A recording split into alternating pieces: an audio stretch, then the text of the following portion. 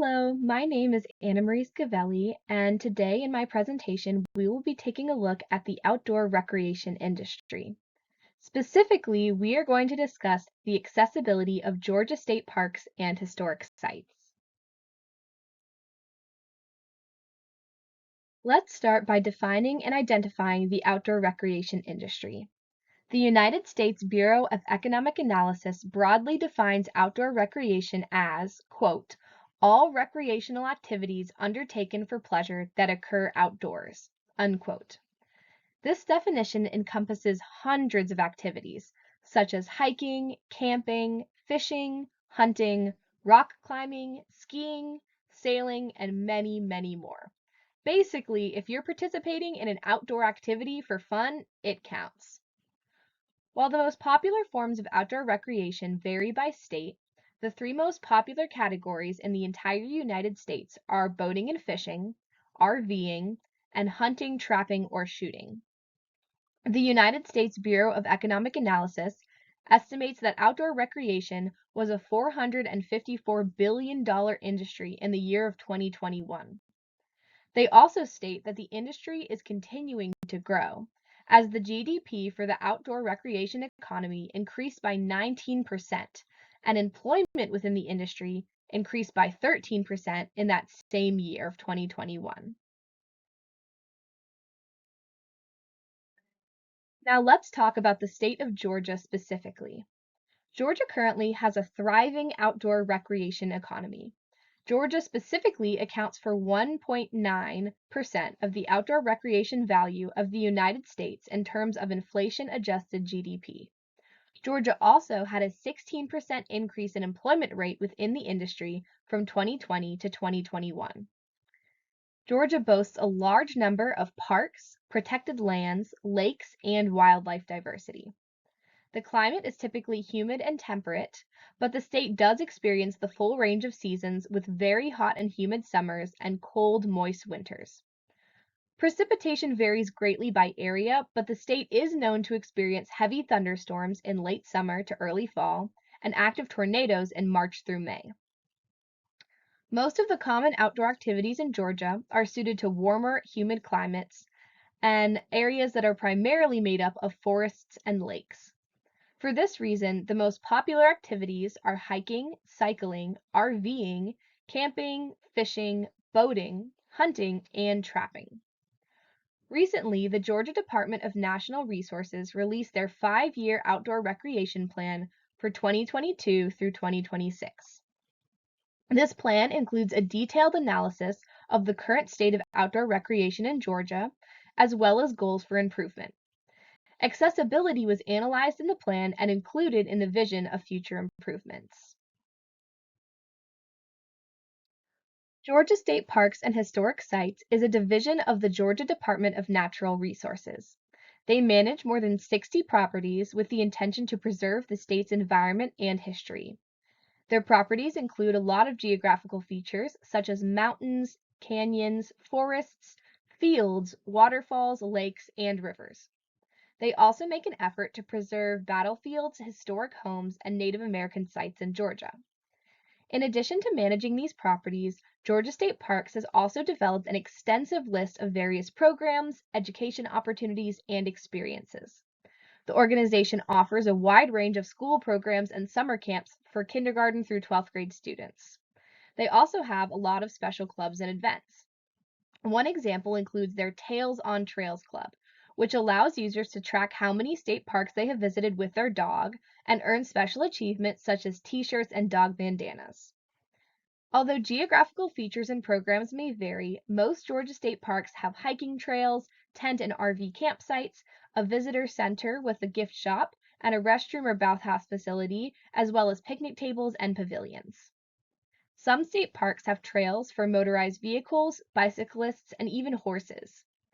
The ones that have lakes often offer boating, swimming, and fishing. So why is accessibility so important? The United States Census Bureau states that 13% of United States citizens have some form of mental or physical disability.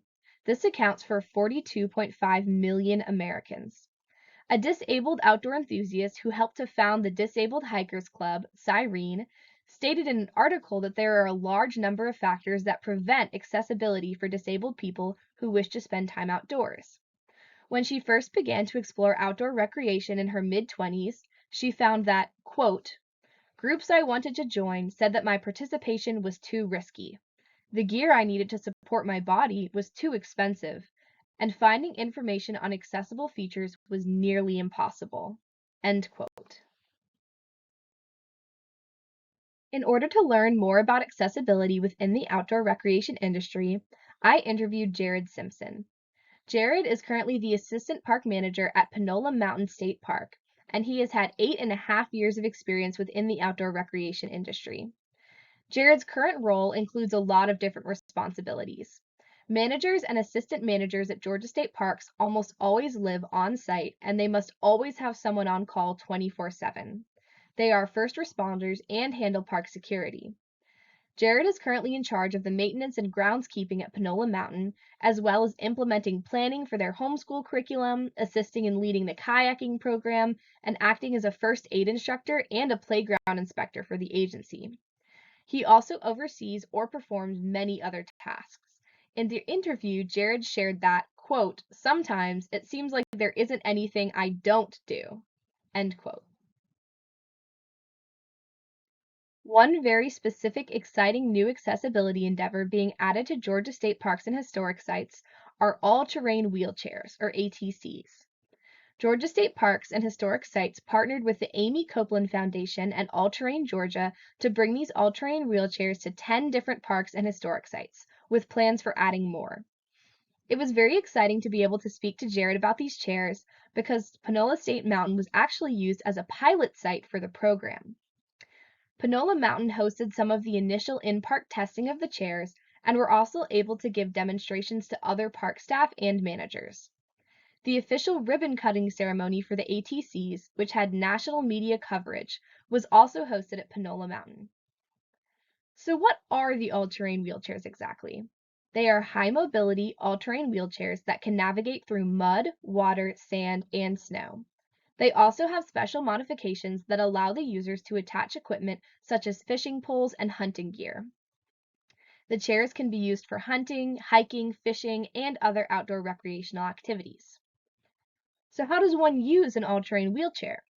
I spoke to Jared about the process, and it turns out that it's incredibly simple. The All-Terrain and Georgia State Park websites have a section where a guest may go and reserve the wheelchair at least 24 hours in advance. There's also plenty of signs and informational pamphlets about the chairs at state parks. This is to ensure that a park staff member can have the chair charged up and ready for each guest to use. Jared noted that if for some reason a guest needed to cancel or reschedule, the process is incredibly simple. Other than that, the wheelchair user and their buddy, which is an adult over the age of 18 that must accompany the user, simply just need to show up. Jared also explained the process from the perspective of a park staff member. When they receive a reservation, a staff member must do a pre-check of the chair to ensure that it is fully charged and ready to go. They bring the chair to the user at the time of the reservation and offer any additional assistance necessary. Once the user is done with the wheelchair, the staff member completes a post-check and then brings the wheelchair back to its storage place to recharge.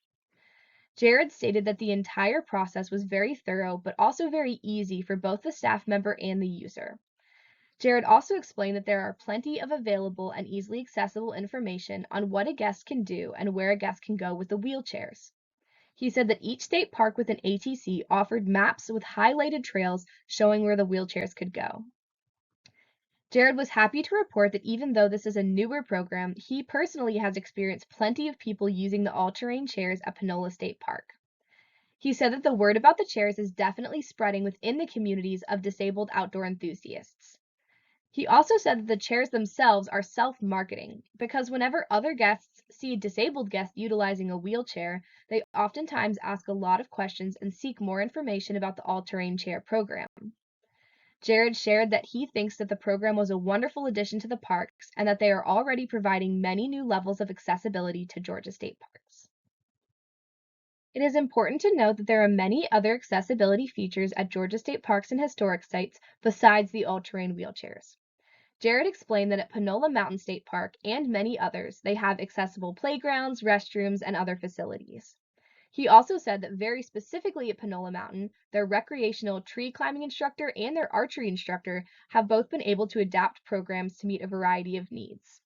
He also said that Panola is unique because it has 7 miles of paved recreational trails. It's wonderful to know that Panola Mountain State Park and so many other Georgia state parks and historic sites have accessibility features in place and are constantly adding new features and modifications. Some other accessibility initiatives are broken down in the 2022 through 2026 Outdoor Recreation Plan developed by the Georgia Department of Natural Resources that was mentioned earlier.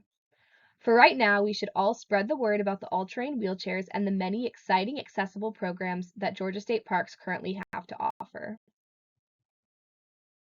I hope you enjoyed this brief presentation covering the outdoor recreation industry, accessibility within Georgia State Parks, and the all-terrain wheelchair program.